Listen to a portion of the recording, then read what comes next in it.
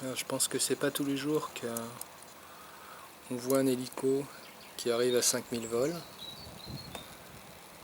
Ça méritait bien une petite vidéo. Alors bon, là j'ai vraiment... Au bout d'un certain temps, on finit par faire le câblage vraiment au plus pratique. On cherche pas forcément à ce que ça soit beau. D'ailleurs, si c'était beau, ça serait raté. On voit qu'actuellement, il a un 3GX. Il a démarré sa carrière avec une barre de belle. Après, il a eu un micro Beast. C'est vraiment... ça gointe tous ses fils.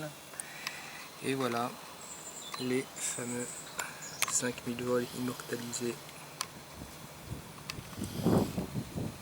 sur la queue, sur la dérive.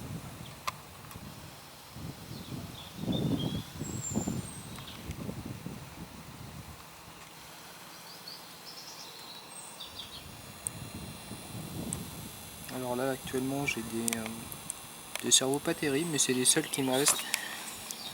Ils sont pas terribles, mais en fin de compte ils vieillissent bien. Ils doivent avoir 3-4 ans, ils sont pas encore morts.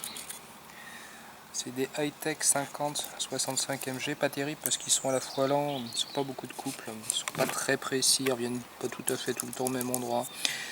Bon, il y a beaucoup mieux sur le marché, mais c'est plus cher et puis souvent c'est aussi moins fiable.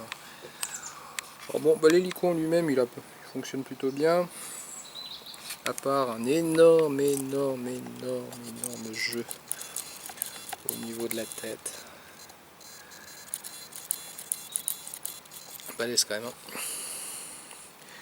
Bon, il faudrait probablement changer des roulements dans la tête, j'imagine voir la tête complète là. Je lui ai quand même fait une bonne remise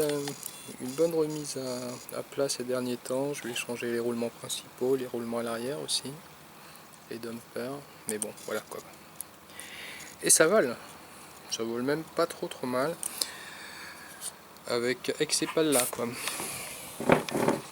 Avec ces pales là mon module il fonctionne bien, j'ai essayé différentes pales, mais le 3GX aime bien avec les réglages à 50%, c'est les pales avec lesquelles il fonctionne le mieux.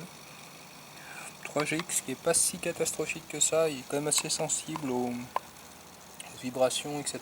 Donc, mais bon, une fois que c'est résolu, c'est pas si mauvais. Il faut seulement se méfier lors de l'initialisation.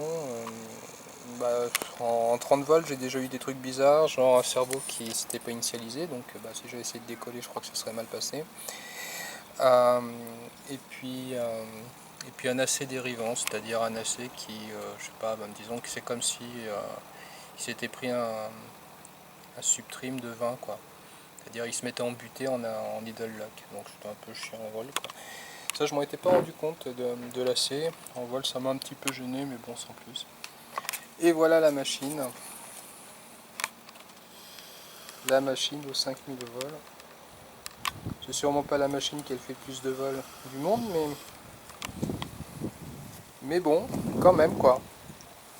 Il ne doit pas y en avoir tant que ça, je sais pas quelle est la moyenne du nombre de vols d'un hélico versé, mais je suis même pas sûr que ça soit 1000. Et celui-là il en a 5000.